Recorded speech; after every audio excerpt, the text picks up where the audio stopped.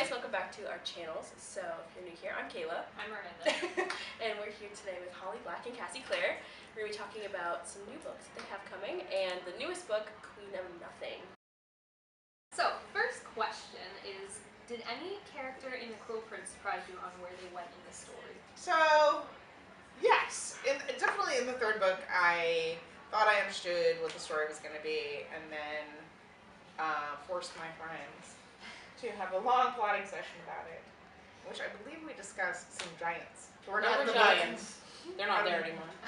And then I realized that things had to be very, very different. There was a big change in what happens to one person. I would say that's true, and I think obviously, the way that you are surprised as a writer and the way that you're surprised as a reader, even someone who is, closely involved, are different. But I was surprised, I think, by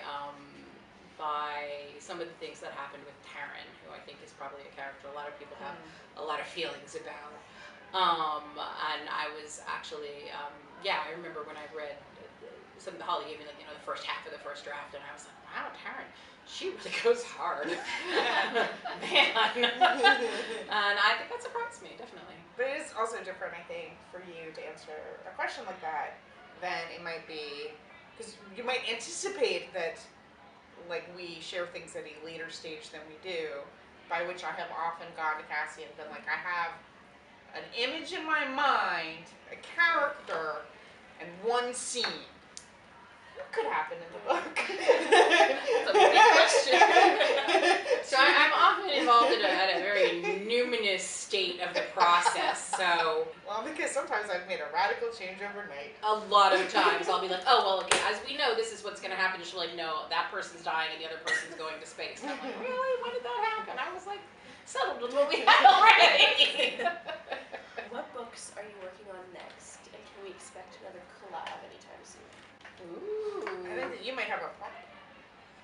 Oh, I do have a prop. Someone tossed me my prop.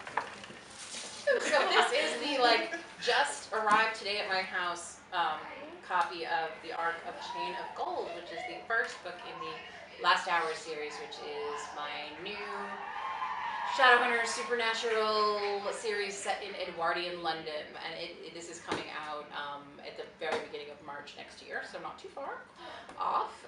So I'm trying to figure out what I'm doing next. Nope. Well, I'm trying to figure out what I'm doing after this, which came out today. Good birthday! I'm spending a lot of time calling Cassie, being like, okay, I got 3 She's things. got some good ideas. I gotta tell you, I think you guys are going to be excited. I'm currently unwriting a book, by which I mean I write 1,500 words and then delete 2,000. A thing you wouldn't think you could do, but you can. Yeah, I don't actually even know how you're doing that. I'm in negative words now. It's hard to keep track of. In terms of collab, yes, we talk about it all the time. And then we harass each other because we both have super crazy busy schedules. No, Cassie has a crazy busy schedule. You're about to have a crazy busy schedule. You're in your brief don't period have of a time. I can nab her, but I am crazy busy. So I would say, I'm sure we'll collaborate again. I really, really enjoyed Magistering. We had a lot of fun with it. It was a really good time. We love those characters. So either whether we pursue something with that world later or we pursue a new and different project, I think we will definitely collaborate again. We were wondering, what would Jude and Claire think of each other if they were to meet? I assume that Claire would think that Walking down Jude the is street. very unstable and possibly dangerous. I assume that Jude would think that Clara doesn't go hard enough. She'd be like, why are you...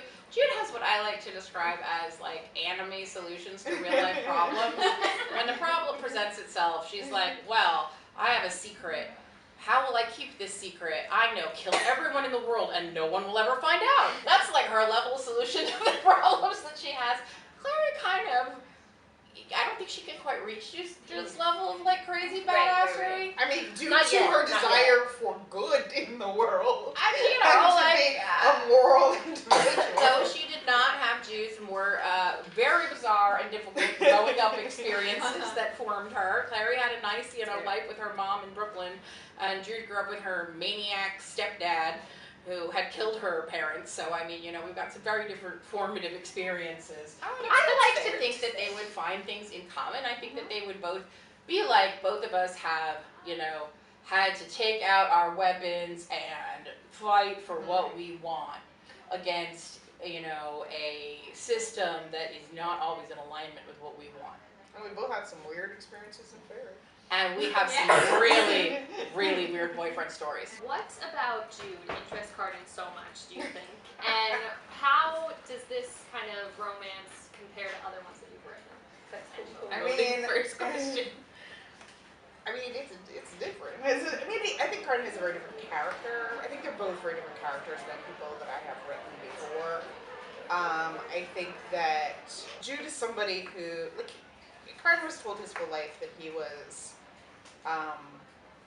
as a prince of Elfhame, you know, special in some way, better. Yeah. And I think he found it infuriating that she was often much better at things than he was.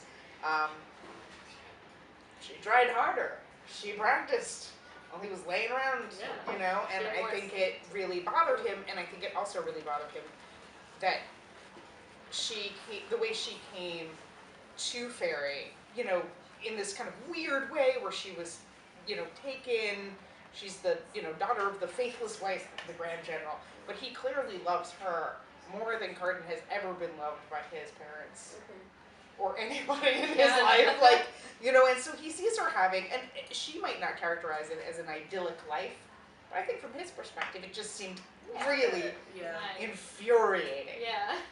And she just never really, like, he could tell she never really had, you know, looked at him without contempt, and I think it drove him bananas. And then I guess going off of that a little, what would you think that Carden would think of the human world if he were to Specifically Target. Yeah, Target, Costco. I think he would be so puzzled, so puzzled by aspects of the human world. I mean, it's one of my favorite things to see and to write is to drop, you know, fairies into these you know, human settings and sort of have to have them navigate them, and I'm sure he would manage.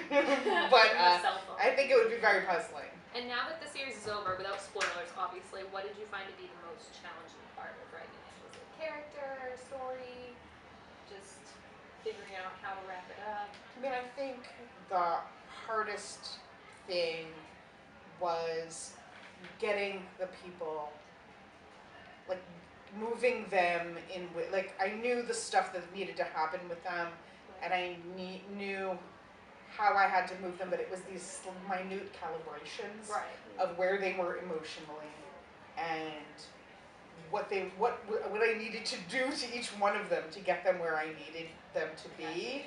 I think that it was more than any book I've written, or more than any series I've written, it was about those minute calibrations.